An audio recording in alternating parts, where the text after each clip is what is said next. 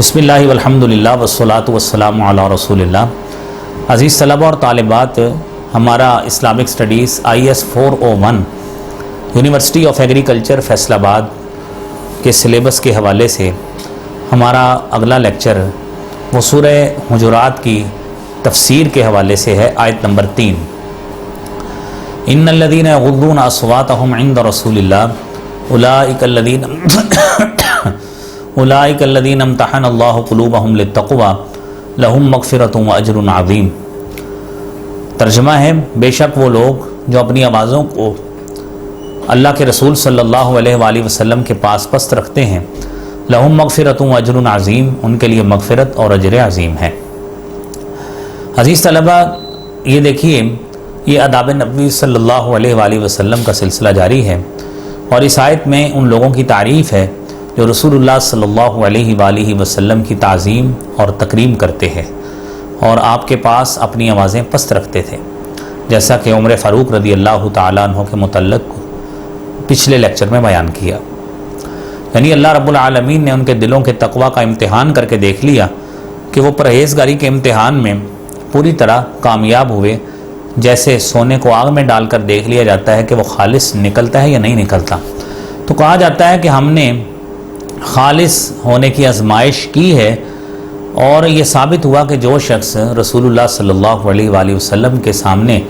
اپنی آواز پس نہیں رکھتا، اس کا دل تقوی سے خالی ہے۔ پھر جو شخص آپ صلی اللہ علیہ وسلم کی حدیث سننے کے بعد اس کے خلاف آواز اٹھائے، وہ تقوی اور ایمان سے کس قدر دور ہوگا۔ پھر ہے آیت نمبر 4، ان الذین ینادونک من وراء الحجرات اکثرهم لا یعقلون، کہ بے شک وہ لوگ جو آپ کو دیواروں کے پیچھے سے آوازیں دیتے ہیں، ان میں سے اکثر سمجھ نہیں رکھتے۔ جس طرح کہ ابتدا میں عزیز طلبہ اس سورت کی تفسیر میں پچھلے لیکچر میں بتایا گیا تھا کہ حجرہ زمین کا وہ قطع ہے جس کے گرد دیوار بنی ہوئی ہو۔ گھر کے صحن کی چار دیواری حجرہ کہلاتی ہے، اور اس کی جمع حجرات ہے۔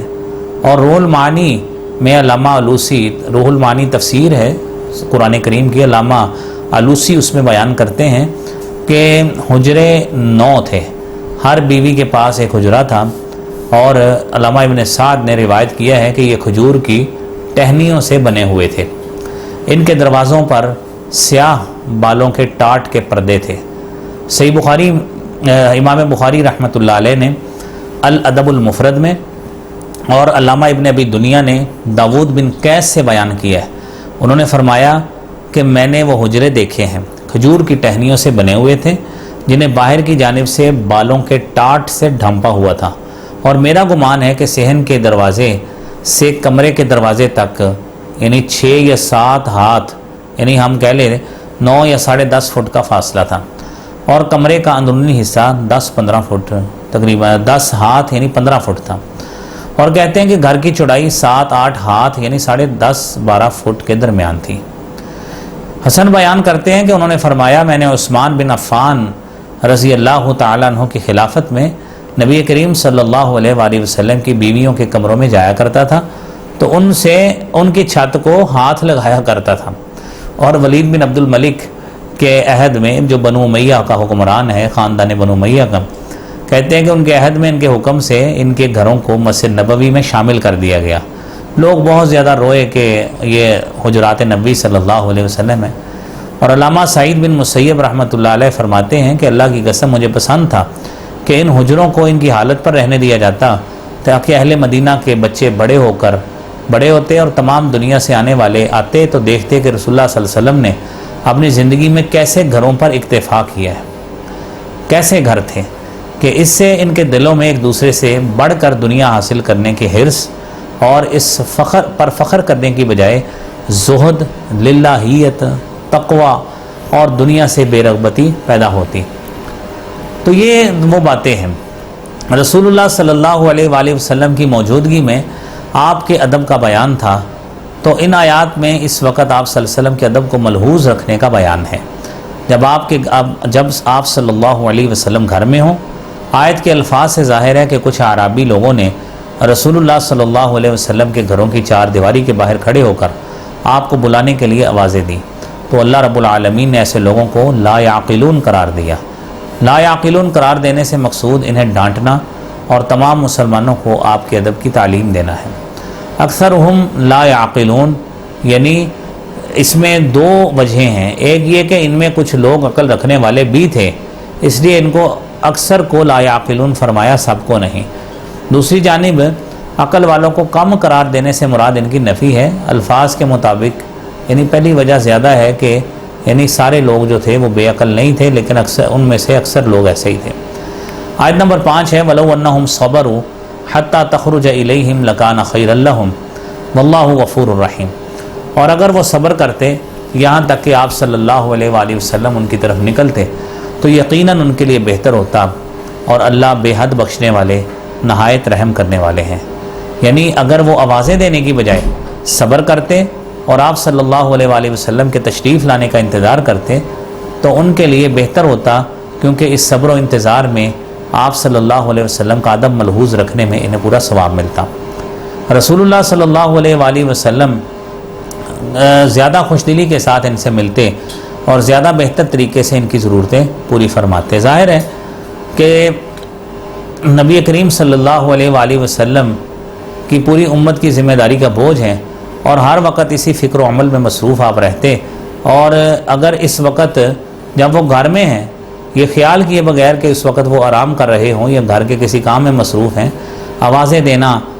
اور آوازیں دے دی جائیں یہ خیر کی توقع نہیں ہوتی، اور صبر و انتظار کر لیتے تو یہ بہتر تھا۔ اور خیر آخر میں اللہ نے فرمایا واللہ غفور الرحیم، یعنی حق تو یہ تھا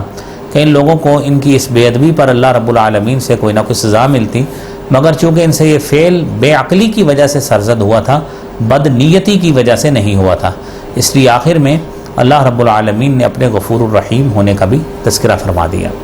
پھر اسی آیت کا پوائنٹ یہ ہے کہ رسول اللہ صلی اللہ علیہ وآلہ وسلم جب موجود تھے اور دیوار کے باہر سے آپ کو آواز بھی پہنچتی تھی، اس وقت آپ کو آواز دینے والوں کو اللہ تعالیٰ نے بے عقل قرار دیا ہے، تو اس لیے یہ چیز سمجھنی چاہیے کہ کہا گیا ہے من ورائہم برزخ الی یوم یبعثون، سورہ مومنون کی 100 نمبر آیت ہے، کہ ان کے پیچھے اس وقت تک جب وہ اٹھائے جائیں گے ایک پردہ ہے۔ تو جو لوگ یعنی اس وقت ان چیزوں کو سمجھنا چاہیے کہ نبی کریم صلی اللہ علیہ وآلہ وسلم کا ادب اللہ رب العالمین نے قرآن کریم میں کس حد تک بیان کیا ہے۔ عزیز طلبہ آگے ہے آیت نمبر 6، اللہ رب العالمین فرماتے ہیں یا ایھا الذین آمنوا ان جاءکم فاسق بنبأ فتبینوا ان تصیبوا قوما بجہالہ فتصبحوا علی ما فعلتم نادمین، اے ایمان والو اگر کوئی فاسق تمہارے پاس کوئی خبر لے کر